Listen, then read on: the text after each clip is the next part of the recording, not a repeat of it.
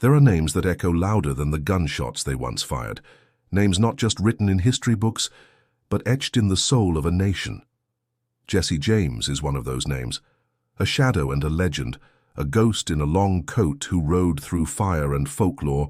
Jesse James remains one of the most magnetic and controversial figures ever born on American soil, not because he was the deadliest, nor the richest, nor the most feared, but because he was something far more enduring, a contradiction made flesh. To some, he was a ruthless outlaw, a murderer, a thief, a man with blood on his hands and steel in his eyes.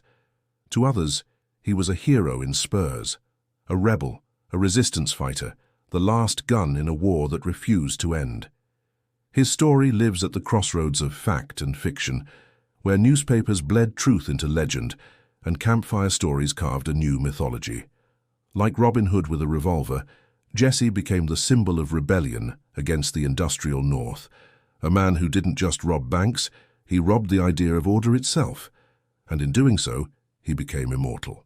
Welcome to the story behind the photo, where we peel back the grainy images and yellowed pages to reveal the beating heart of the legends we thought we knew.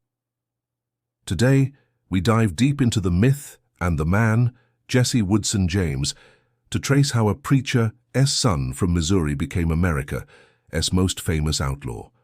But before the dust of revolvers and the blood of robbery, there was a boy, a family, and a war not yet fought. Jesse's story begins not with a gun, but with a marriage, a quiet union in the hills of Kentucky. His father, Robert Sally James, was a Baptist minister and scholar, a man of scripture and conviction. His mother, Zerelda Elizabeth Cole, was just as fierce in spirit, though raised on different doctrine, one forged through hardship and relentless will.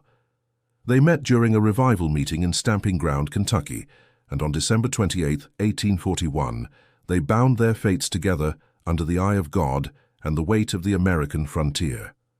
Robert was a man of learning, earning a degree from Georgetown College, and with diploma in hand and a calling in his heart, he led his new wife westward to Clay County, Missouri, to a wilderness that would soon be known as Kearney.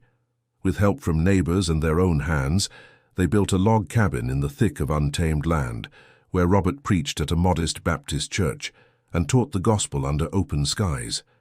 Missouri at the time was not just a state, it was a question mark on the edge of civilization, a place where survival wasn't promised, and peace was often a pause between storms. Their family grew quickly. On January 10, 1843, their first son, Alexander Franklin James, was born on the farm, a boy who would grow into a quiet but loyal soul, destined to walk beside his brother in infamy. Then came tragedy. Robert James Jr., born in 1845, lived only 33 days before passing into the soil. Jesse Woodson James, the boy who would one day steal headlines and hearts, was born on September 5, 1847. And finally, in 1849, their daughter Susan Lavinia James arrived, completing the early circle of life on the James farm. But life on the frontier was never allowed to settle for long. In the early 1850s, drawn by the glint of gold and the call to serve as a chaplain for a caravan of Missouri men heading west, Reverend Robert James answered a different kind of mission. On April 12th, he left his family behind to preach to miners in the chaotic promise of California. He would never return. Just months after arriving, he contracted a fever from tainted water in the mining camps of Placerville. On August 18, 1850, far from home and family, the Reverend succumbed to cholera and was buried in an unmarked grave, lost to history, but never to the hearts of those he left behind.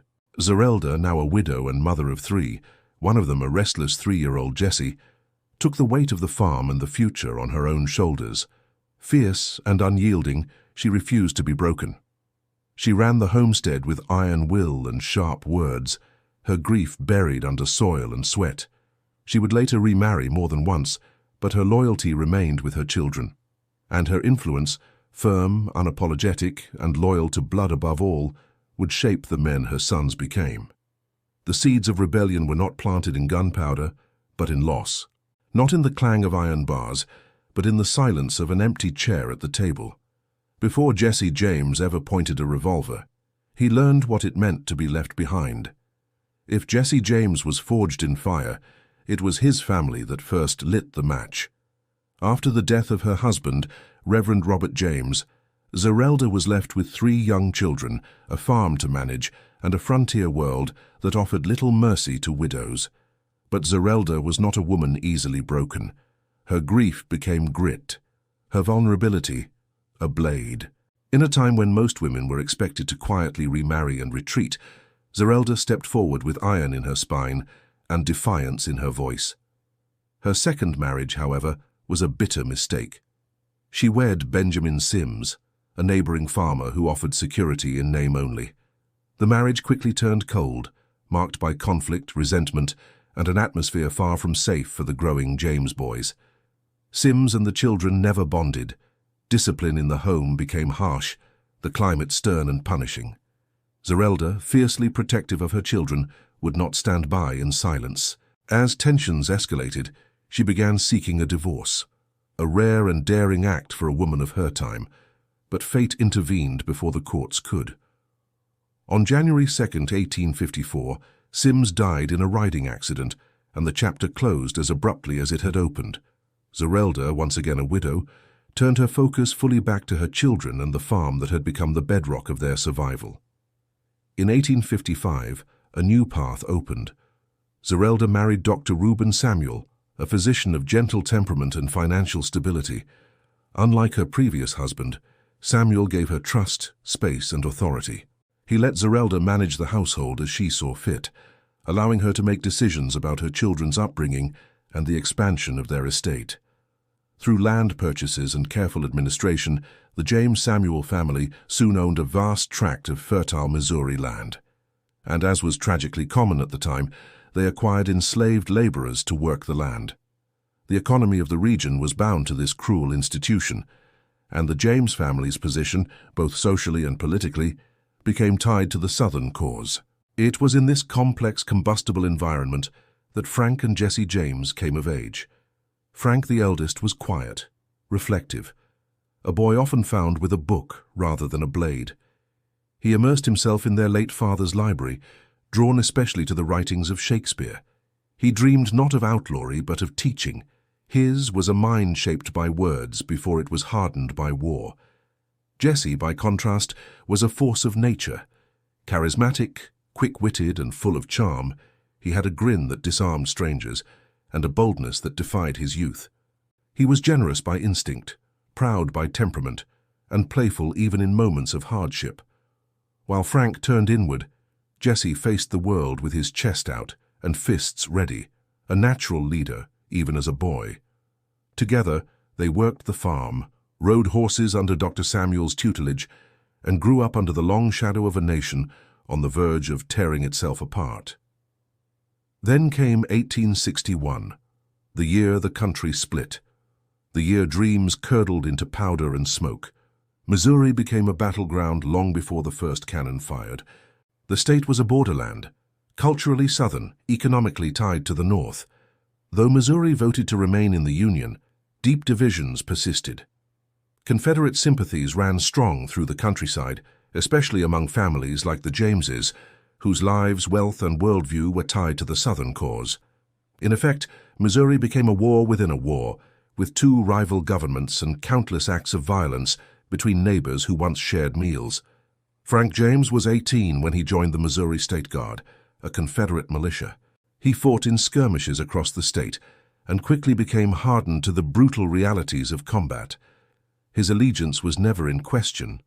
The North, to him, represented tyranny. The South, freedom, at least the version of freedom as it was preached in the homes of his upbringing. In 1862, a new figure entered the family, the illegitimate son of Dr. Samuel and an enslaved woman, a child taken in and raised within the Samuel household. This detail, uncomfortable, complex, reveals the tangled contradictions of the era, where intimacy and injustice often walked hand in hand. During his time with the Missouri Guard, Frank participated in the Battle of Lexington, a bloody engagement that resulted in the deaths of more than 1,700 Union soldiers.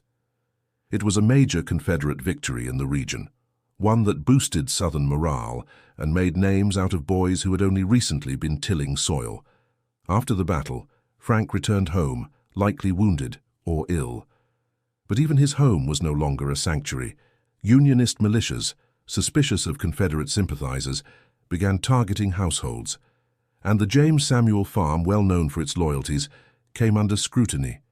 One day Union troops arrived at the property, and what followed was a moment that would change Jesse James forever. Still just a teenager, Jesse was seized and interrogated by Unionist forces who suspected him of harboring rebel information. According to accounts, he was tied up and subjected to extreme intimidation in an effort to extract confessions or names. This moment, etched in his memory with fear and fury, broke something inside him. After recovering, Jesse made a choice. Not of ideology, but of vengeance. He joined the guerrilla unit led by Bloody Bill Anderson, one of the most feared Confederate raiders in Missouri. If Frank was forged in battle, Jesse was sharpened in revenge. Under Anderson's command, Jesse participated in raids that blurred the line between warfare and terrorism. The war in Missouri was not one of organized armies. It was guerrilla chaos, brutal, fast, and merciless. And Jesse, with a pistol in each hand and justice in his mind, became a boy soldier baptized in blood. What began as a childhood on a quiet Missouri farm had now turned into a crucible of fire, betrayal, and war. Jesse James was no longer just a preacher's son or a playful farm boy. He was now part of something darker, something bigger, something that would never quite let him go. From this point on, Jesse wasn't riding for a cause. He was riding because the cause had already ridden through him, and what came next would make his name legendary. If war is a crucible, then Missouri was fire without mercy. And Jesse James, like his brother Frank, didn't just pass through it. He was remade by it. By 1863, the war had ceased to resemble any form of honorable conflict. Guerrilla warfare consumed Missouri in waves of unspeakable violence, raids, ambushes, executions. Entire towns burned to the ground in the name of vengeance. In this chaos, the James brothers found not just a cause, but a calling. Frank, hardened by the battlefield, joined the infamous Quantrill's Raiders, a Confederate guerrilla unit that answered not to flags or laws, but to blood. They struck from the shadows and vanished into the woods, ghosts on horseback. And at Lawrence, Kansas, they left behind not legend, but massacre. On August 21, 1863, 300 raiders descended upon the town before dawn. Lawrence had been a stronghold of Union support, a city hated by the Confederacy for its abolitionist voice. What happened next was no military operation. It was revenge by fire. Homes were torched, businesses looted. Nearly 180 men and boys were murdered in the streets. The blood ran so deep that even Quantrill's name became synonymous with terror. Frank James was among the raiders, and whether out of loyalty or belief, he never looked back. The following year, another storm gathered. Centralia, Missouri, September 27, 1864, a sleepy town, a quiet morning. Then over 100 guerrillas, led by Bloody Bill Anderson, rode in. Jesse James, just 17, was now among them, not as a boy but as a fighter. The gang looted stores, set buildings aflame, and murdered a civilian who resisted. When a Union train arrived, the guerrillas dragged out 24 unarmed soldiers, wounded, helpless. They were executed in cold blood, shot down before a horrified town. Hours later, Union Major A.V.E. Johnston led federal reinforcements in pursuit, but they walked into a death trap. In the fields south of Centralia, the Confederates laid ambush. When the smoke cleared, over 120 Union soldiers were dead. Just 3 guerrillas fell. Among the Confederate ranks, it was said that Jesse himself gunned down Major Johnston. His name began to spread. No longer just Frank's younger brother, Jesse was becoming a myth in the making. A young man born into grief, sharpened by war, and baptized in the fire of guerrilla vengeance. But what war gives in purpose, it steals in peace. When the Civil War ended in 1865, the cannons fell silent, but Missouri remained haunted. The James family, Confederate in loyalty and blood, became targets of political revenge. Their land was scrutinized, their names blacklisted. Unionists still held power in many counties, and returning rebels were treated as traitors. Reconstruction offered little mercy to men like Frank and Jesse, men who had chosen the losing side. And so, injustice became justification. Where some saw criminals, they saw survivors. Where others saw thieves, they saw resistance. In the ashes of war, Jesse found something unexpected: love. He reconnected with Zerelda Amanda Mims, his cousin and childhood sweetheart. Despite their blood ties, their bond grew deeper, more intimate. In Zerelda, Jesse found calm in a world that had none, a kindred soul who had known loss and chosen him anyway. But peace never lasted long for a James. Frank and Jesse claimed they had no choice but to turn to crime, that they were hunted men, refused work, and condemned by a government they never believed in. For them, the battlefield had simply changed. In the years after the war, they began assembling a gang of like-minded ex-Confederates, men who had tasted blood and refused to bow to Union rule. Among them was Jim Reed, and eventually the infamous younger brothers, Cole, Bob, and Jim, sons of the South and soldiers of fortune. Together, they formed the James Younger Gang, a coalition of guns and ghosts, born not just out of greed, but out of ideology. To the public, they claimed to fight for the South still, not for slavery, but for the agrarian way of life, for the farmers against the bankers, the working poor against the industrialists. They painted their robberies not as crimes, but as acts of rebellion against the northern elite. And the public, battered by war, bitter with politics, listened. They saw in Jesse James a modern-day Robin Hood, a rebel with charm and cause. What few understood is that Jesse believed in the myth as much as anyone else. He wasn't just robbing banks, he was robbing the future he believed had been stolen from him. What came next would be louder, bloodier, more famous: the rides, the heists, the deaths, the legend. And Jesse, always with a pistol on his hip and a cause in his heart, would ride deeper into the pages of history, one bullet at a time. When the smoke of war cleared, Jesse James did not hang up his guns. He simply changed his target. The year was 1866, and Missouri was still licking its wounds. A land fractured humilhada, divided between those who had lost the war and those who believed they'd won too much. The people were poor. The laws were cruel. And trust was a currency more rare than gold. In this uncertain dawn, Jesse and Frank James re-emerged. No longer soldiers, but something far more dangerous: outlaws with a cause. On February 13, 1866, the James Younger Gang made their entrance into American legend. Their first target, the Clay County Savings Association Bank, located in Liberty, Missouri, a small, quiet town with no idea it was about to become part of criminal history. The robbery was swift, surgical. The gang stormed in under daylight, something unheard of in peacetime. They demanded money and securities and vanished with over $60,000, a staggering sum for the time. As they made their escape, a stray bullet killed a 17-year-old bystander, a boy named George Wymore. It was the first life taken in the James Gang's criminal career, and it would not be the last. From there, the spree only grew bolder. Between 1866 and 1869, the gang robbed 8 more banks, as well as a Kansas City ticket office, slipping in and out of towns like smoke through shutters. Their tactics were simple: fast, precise, and fearless. They studied schedules, struck when least expected, and escaped through the labyrinthine countryside they knew better than any mapmaker. But Jesse James wasn't just becoming a master thief. He was becoming a story.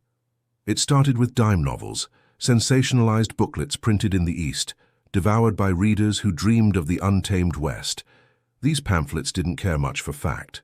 What they wanted was myth, and Jesse gave them everything they needed.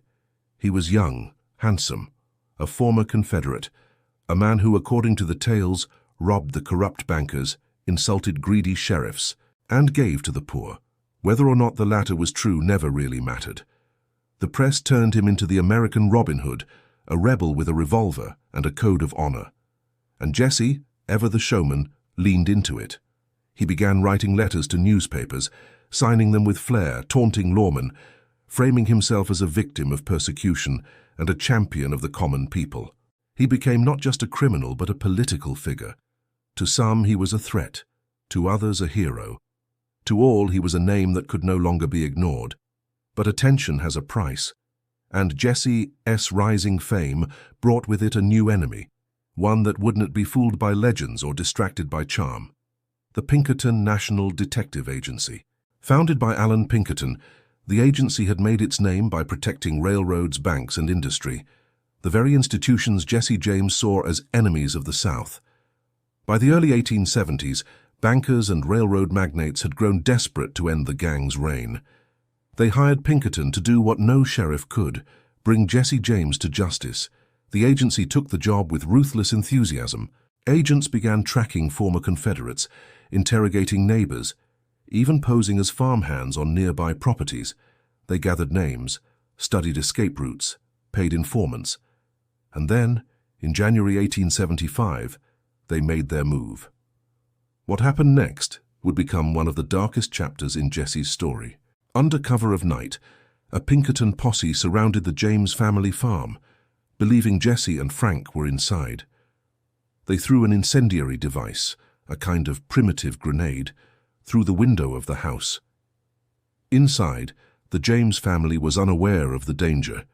Their 8-year-old half-brother Archie mistook the device for firewood and tossed it into the fireplace. The explosion that followed was devastating. Archie was killed instantly. Zerelda, their mother, lost part of her hand. The house was torn apart. The family shattered. But Jesse James did not die that night. He wasn't even there. Instead, he heard what had happened and vowed vengeance. The event was reported in newspapers across the country, and public sympathy, once divided, began to shift dramatically in Jesse's favor. For the first time, many Americans saw him not as a bandit, but as a victim of a brutal agency that had gone too far. And Jesse, master of public narrative, used that to his advantage. From that moment on, he became harder to find, harder to follow. He adopted the alias Thomas Howard, dyed his hair darker, and grew a beard to hide his boyish features. He moved from town to town with his wife Zerelda Mims and their growing family, always a few steps ahead of the law. But Jesse James was no longer just hiding. He was evolving. He no longer robbed only for survival or fame. Now he robbed for revenge. Every train that fell, every bank that burned, was in his mind a reckoning. The Pinkertons had tried to silence him. Instead, they made him a symbol, and he would wield that like a weapon. And so, the game escalated. The hunter had become the hunted, and the hunted had become a ghost riding the rails of a broken country, laughing in the face of the empire that wanted him gone. Jesse James was no longer just a man. He was the rebellion that refused to die. Even legends long for peace. By 1874, after years of bloodshed, robbery, et persecution, Jesse James did something unexpected. He stopped running. For a moment, at least. He returned not to the saddle, but to the altar. On April 24th, Jesse married Zerelda Amanda Mims, his cousin and lifelong sweetheart. The ceremony was quiet, held in Kansas City, and performed by Reverend William James, Jesse's own uncle. Two rebels united not just by love, but by blood, both literal and spilled. Their bond was unshakable. Zerelda, known as Z, had waited through the war, the scandals, the fugitive years. She had stood beside Jesse not as a follower, but as a pillar, the one person who saw the boy behind the gun. After the wedding, they lived under aliases, Mr. and Mrs. Thomas Howard, renting a farm near Waverly, Missouri, blending into the landscape like any other couple rebuilding a post-war life. Jesse even dyed his hair darker and grew a beard to help the illusion. For a brief window, Jesse tried to live a normal life, working the land, raising livestock, attending church. Their first child, Jesse Edward James, was born in August 1875. A daughter, Mary Susan, followed in 1879, born in Nashville, Tennessee, where the couple took refuge with Frank and his wife Annie for a time. But Jesse was no farmer, not in soul. The land could not quiet the fire inside him, the unrest, the unfinished war, the ever-present eye of the Pinkertons in the dark. And so, as corn grew in the fields, Jesse began planning again. He wasn't done. Not yet. The next job would be the boldest and deadliest the gang had ever attempted. The target: the First National Bank of Northfield in Minnesota. Far from Missouri, far from suspicion, a clean town full of money, lightly guarded, or so they thought. In September 1876, Jesse and Frank James rode north alongside the younger brothers, Cole, Bob, and Jim, as well as Charlie Pitts, Bill Chadwell, and two former Confederate soldiers, Clell Miller, and a man known only as Woods. They scoped the bank, studied the guards, timed the flow of the town. Then on September 7th, just 2 days after Jesse's 29th birthday, they struck. At first, the robbery went according to plan. Jesse and Bob Younger entered the bank. They demanded the safe be opened, but the cashier, Joseph Lee Haywood, refused. He lied, saying it was locked on a timer. He refused not just out of duty, but out of defiance. He had heard of Jesse James, and he would not surrender his town to legend. The gang grew nervous. Outside, townspeople had begun to notice something was wrong. A shout rang out, a shot fired, and suddenly Northfield became a war zone. Citizens, armed with pistols, hunting rifles, whatever they could grab, began firing on the gang. From windows, rooftops, saloons, they turned their peaceful town into a fortress. Clell Miller and Bill Chadwell were shot and killed in the streets. Inside the bank, Jesse executed Haywood, shooting him in the head. The rest of the gang panicked. The plan had failed. The only way out was through blood and fire. They fled. Wounded, disoriented, and scattered, the gang tried to escape into the countryside, but the people of Minnesota were not passive. Posses were formed, bounties posted, traps laid. Within 2 weeks, the younger brothers were surrounded and captured, all three badly wounded. Charlie Pitts was killed in a shootout, but Jesse and Frank and the Shadow Twins vanished once again, riding hard through woods and rivers, changing names, abandoning wounded horses to avoid capture. They made it back to Missouri. Barely. But something had changed. The James Younger gang was no more. The myth had taken its first true wound, and Jesse knew it. In the years that followed, Jesse and Frank continued to rob. But the golden age was gone. Their gang was rebuilt with lesser men, newcomers with little loyalty and even less skill. Still, Jesse would not stop. He robbed trains, he robbed banks. He watched the world close in around him like a noose made of names and maps. Yet even then, he believed in his own invincibility. The Pinkertons had failed. The law had failed. His enemies lay dead or defeated. But Jesse forgot one truth.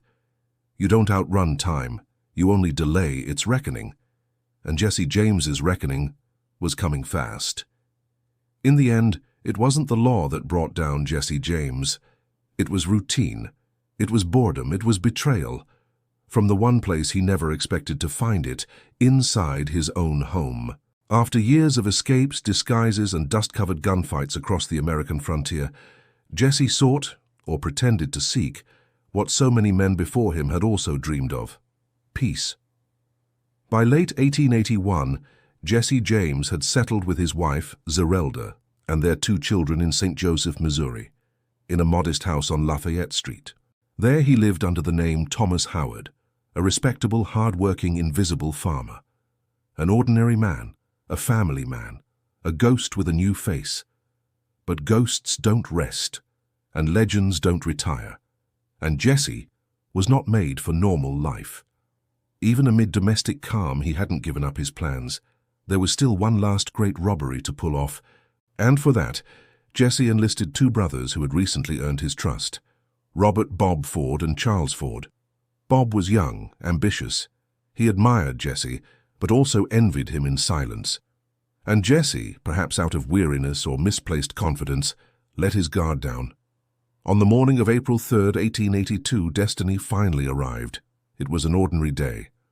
The sun hung high over St. Joseph. Jesse was having breakfast with the Ford brothers, calmly discussing the final details of the next heist. The children played. Z tidied the house. There was a strange calm in the air, the kind that comes before a storm. As they talked, Jesse noticed a picture hanging crooked on the wall. A nearly symbolic gesture, a piece of history out of place. He stepped up onto a chair, turned around to straighten it, and Bob Ford drew his pistol. Without hesitation, he fired into the back of Jesse James's head. The bullet tore through his skull. Jesse collapsed to the floor, dead instantly. He was 34 years old, a father of 2 small children, a husband whose wife screamed as she ran to him, and a legend silenced by a single bullet. Bob Ford shot him in the back, while Jesse, unarmed, was straightening a picture. The hero was gunned down like a dog. Jesse's death was an earthquake. His body was quickly embalmed on ice and put on public display, drawing crowds eager to see with their own eyes that the myth had fallen. Lines stretched through the night. Soon after, the body was returned to the family farm in Kearney, where it was buried under guard. His mother, Zerelda, ordered these words to be engraved on his tombstone: "In loving memory of my beloved son, murdered by a traitor and a coward whose name is not worthy of mention." But the name was mentioned, and repeated, and cursed. The Fords' betrayal came at a price. Bob and Charles Ford, believing they would be celebrated as national heroes, turned themselves in that same day. Bob had struck a deal with Missouri's governor, Thomas T. Crittenden. In exchange for Jesse's death, he would receive a full pardon and a $10,000 reward. But what awaited them was disgust.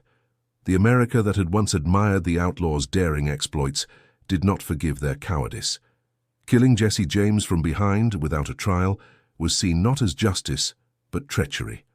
Within months, the Fords went from murderers to outcasts. Charles Ford, the elder and more unstable of the two, sank into remorse, paranoia, and public shame. 2 years after the assassination, in 1884, he took his own life with a bullet to the chest. Bob, meanwhile, tried to profit from the tragedy. He created a stage play called The Outlaws of Missouri, in which he played himself, the man who killed Jesse James. The audiences, however, booed. They shouted insults. In some towns they threw coins, mud, even stones. Bob fled west, opening saloons and trying to disappear, but Jesse's shadow followed him, in every mirror, every face. On June 8, 1892, in Creede, Colorado, Bob Ford was shot in the back of the head, just like Jesse. The killer, Edward O'Kelly, entered his saloon, looked him in the eyes, and said only, "Hello, Bob." The gunshot echoed like 1882 reborn, and thus ended the life of the man who killed Jesse James. Jesse's death sealed his legend, but the way he died and who killed him turned him into a martyr. He wasn't captured in battle. He wasn't tried in court. He wasn't defeated by strength. He was betrayed in silence at home by friendly hands. And that cruel, cowardly act ensured that Jesse James would never be forgotten. For 15 years, the James Younger gang rode through the American frontier like a storm with no name. Their legacy, carved in blood and gold, was as staggering as it was undeniable. 26 robberies, over $200,000 stolen, and at least 17 men left dead in their wake. They weren't just a gang, they were a movement, an echo of a war that refused to die. And yet, after the fall of Jesse James, the outlaw saga did not end. It limped onward, wounded but breathing, through the life of his brother. In October 1882, just 6 months after Jesse's death, Frank James walked alone into the governor's office in Jefferson City, Missouri. He removed the 2 revolvers from his holster, placed them on the desk before Governor Thomas Crittenden, and said, "I want to surrender. These are the only weapons that have ever touched my hands since 1861. The man who once outgunned Union troops and vanished into forests now stood before the law, tired, aged, and ready to face judgment. Frank was arrested and tried in 2 states, but despite the sensational nature of the trials, he was acquitted of all charges. Witnesses vanished, evidence crumbled, and perhaps most critically, the public still loved the name James. So Frank walked free, not as a criminal, but as a survivor of history. As the dust settled and the guns were holstered for good, something strange began to happen. The world turned the outlaw into a tourist attraction. Jesse's mother, Zerelda, a woman forged by frontier grief and stubborn resilience, leaned fully into her son's legend. She began charging visitors to tour the family farm, offering stories, souvenirs, and even selling rocks from Jesse's grave, though legend says she quietly restocked the supply from the nearby creek when demand exceeded supply. People came by the hundreds, curious travelers, amateur historians, and thrill seekers, all eager to walk the same ground where Jesse James once saddled his horse, where the Pinkertons spilled blood, and where America's most famous outlaw grew into myth. Eventually, when Zerelda was too old to manage the business, Frank James himself took over the role of caretaker and storyteller. And what a storyteller he was. He traveled across the country, appearing in Wild West shows, carnivals, and public spectacles, not as a man on the run, but as a living link to a bygone era. People paid just to shake his hand. He posed for photos, gave interviews, and kept the flame of Jesse's legend alive, not with a gun, but with a grin. In 1902, Jesse's body was exhumed from the farm and reburied in Mount Olivet Cemetery, laid to rest beside his beloved wife, Z. It was a symbolic move, taking the myth from the muddy roots of Missouri and planting it among marble and memory. The house where he died became a shrine. The bullet hole on the wall was never patched. His guns were preserved. His name etched into the brickwork of American folklore. And Frank James, the last outlaw of his kind, lived quietly on the family farm until 1915, passing away at the age of 72. He died not in battle, not in betrayal, but in peace, surrounded by the echoes of a life that had once shaken a nation. But the legend, it never died. Jesse James became more than a man. He became a symbol of rebellion, of resistance, of tragedy and charm. He was the outlaw who dared to speak back to power, the thief who wrote to newspapers, the killer who kissed his children goodnight. In books, he was romanticized. In film, he was immortalized. More than 40 films have portrayed Jesse James as hero or villain, or both. Songs were written. Cities renamed streets in his honor. And in the imagination of the American West, he still rides. This is more than history.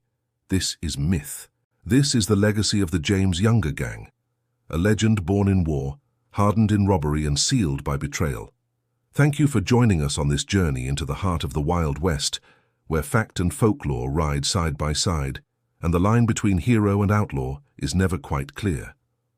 If you enjoyed this story and want to see more legends uncovered, unraveled and retold like never before, don't forget to hit that like button, subscribe to the channel, and ring the bell so you never miss a single tale from the frontier. Because out here, in the land of dust and gunpowder, every name has a story, and some never die.